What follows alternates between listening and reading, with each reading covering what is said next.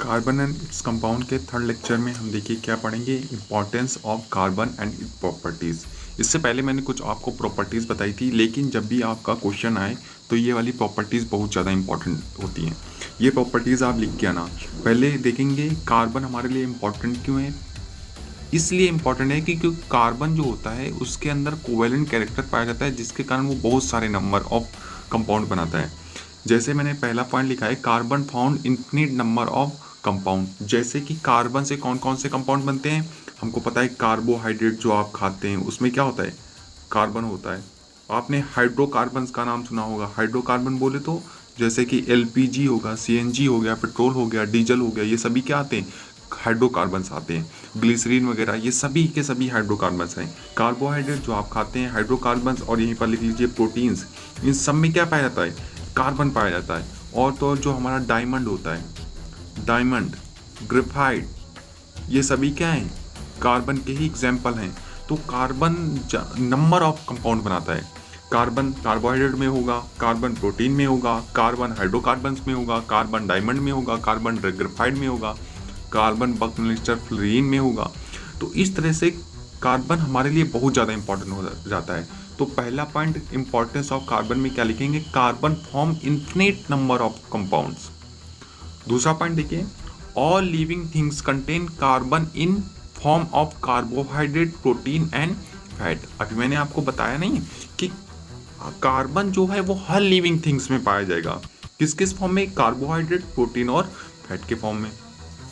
और third point पहले की तरह 0.03% of carbon dioxide is present in air, and carbon dioxide is very important for autotrophs. क्योंकि autotrophs क्या करते हैं, कार्बन डाइऑक्साइड की प्रेजेंस में और जल की उपस्थिति में सनलाइट और क्लोरोफिल की मदद से अपना क्या बनाते हैं, फूड बनाते हैं। ठीक है, बैलेंस कर लेना आप।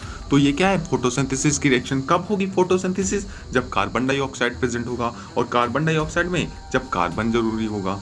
तो इसी तरह जो कार्बन है वो सबके लिए इंपॉर्टेंट है, हर लिविंग थिंग्स के लिए, यहाँ पर ऑटोट्रॉप्स के लिए।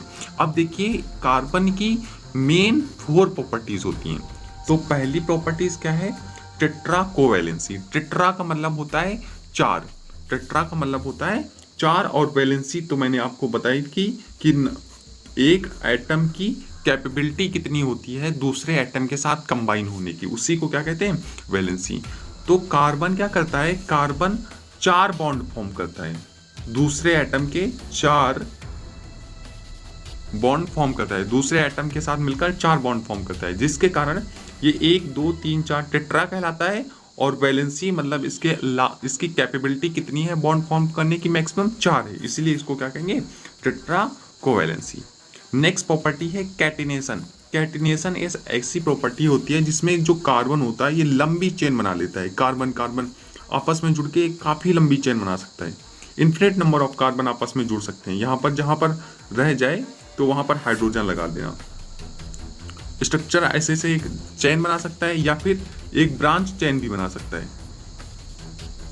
कार्बन की वह प्रॉपर्टी जिसमें कार्बन या तो लंबी लंबी चेन बना ले या फिर ब्रांच बना ले, इस तरह की प्रॉपर्टी को क्या कहते हैं, कैटिनेशन कहते हैं। कुछ इस तरह की प्रॉपर्टीज बनाएगा। ठीक है, तो कैटिनेशन हो गया। पॉलीमराइजेशन क्या हो गया, जैसे खूब सारे इथीन के मॉलिक्यूल मिलकर CH यहाँ 2 लगाइए, पॉलीथीन बना लेते हैं। यानी कि इसी के n नंबर ऑफ कंपाउंड से आपस में मिलेंगे तो क्या बना लेंगे, बहुत सारे पॉलीथीन के कंपाउंड बना लेंगे। इसी को कहते हैं पॉलीमराइजेशन। जब कार्बन इथीन के बहुत सारे कंपाउंड आपस में लगातार जुड़ते चले जाते हैं तो एक काफ़ी लंबी संरचना बना लेते हैं, जिसको हम कहते हैं पॉलीथीन। और ये जो प्रक्रिया होती है, ये जो प्रोसेस होती है, उसको क्या कहते हैं, पॉलीमराइजेशन कहते हैं। आइसोमराइजेशन क्या होता है, आइसोमर आपने पढ़े होंगे कि जिसमें एक ही तरह के कंपाउंड होते हैं जिनका सेम केमिकल फॉर्मूला होता है, बस उनका स्ट्रक्चर फॉर्मूला अलग हो जाता है। जैसे कि ये देखिए यहाँ पर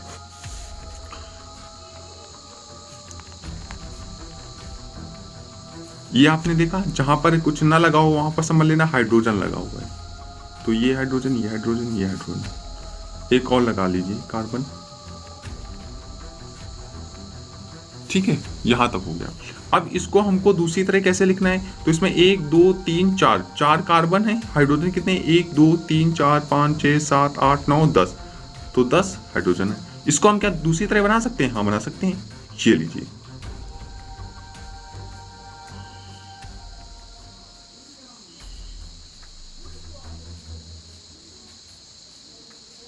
अभी भी देख लीजिए 4 कार्बन है, 1 2 3 4 कार्बन है, हाइड्रोजन क्या 10 है, 1 2 3 4 5 6 7 8 9 10, हाइड्रोजन भी 10 है। तो देखिए केमिकल फॉर्मूला सेम है, C4H10 दोनों का है, लेकिन जब स्ट्रक्चर फॉर्मूला बना रहे हैं तो डिफरेंट है। तो ऐसे ऐसे कंपाउंड जिनका केमिकल फॉर्मूला सेम हो बट स्ट्रक्चर फॉर्मूला क्या हो, डिफरेंट हो, ऐसे कंपाउंड को क्या कहते हैं, आइसोमर कहते हैं। तो कुल मिला के जो कार्बन के कंपाउंड हैं, जितने भी कार्बन के कंपाउंड हैं, वो सबके सब इस तरह की कुछ प्रॉपर्टीज शो करते हैं। उन्हीं प्रॉपर्टीज के बारे में हमको पढ़ना है। तो सबसे पहली प्रॉपर्टी क्या है, टेट्रा कोवैलेंसी। इसका मतलब क्या है, it means that carbon having 4 valence electron and can form 4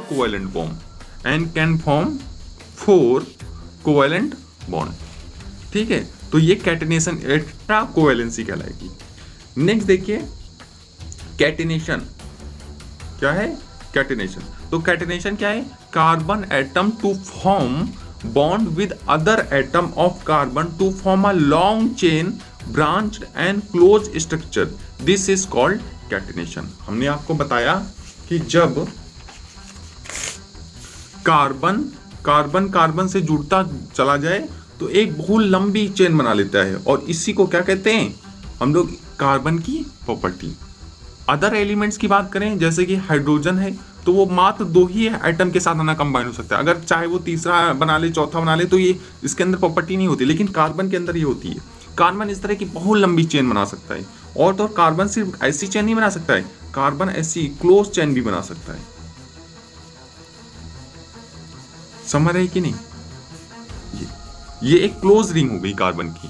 और कैसा बना सकता है, एक लंबी चेन होगी, या फिर ब्रांचों में भी बना सकता है कार्बन ऐसे भी जुड़ सकता है, कार्बन ऐसे भी जुड़ सकता है, मतलब किसी तरह से भी, या तो एक लंबी ब्रांच चेन में होगा, सीरीज में होगा, या फिर ये ब्रांच चेन में होगा, या फिर साइक्लिक स्ट्रक्चर में होगा। तो वही मैंने यहाँ पर लिखा है, carbon atom to form bond with other atom of carbon to form a long chain branch and close structure, this is called catenation property. Carbon के अलावा सिलिकॉन एटम भी कैटिनेशन की प्रॉपर्टी शो करता है, ये याद रखना, कार्बन के अलावा सिलिकॉन भी क्या कैटिनेशन शो करता है, ठीक है।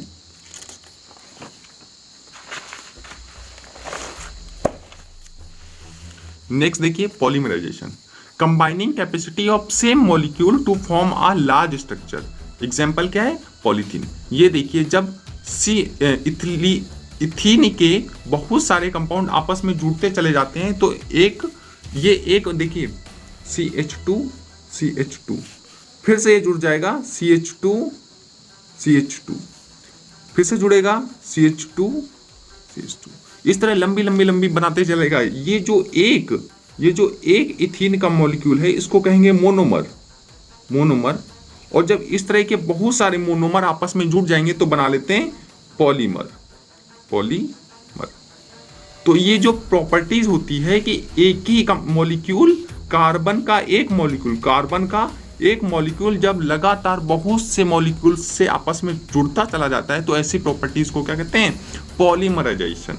तो combining capacity of same molecule to form a large structure, this property is known as polymerisation. Example क्या है, पॉलीथीन का example, in polythene one monomer of ethene can combine with other and can form a polymer.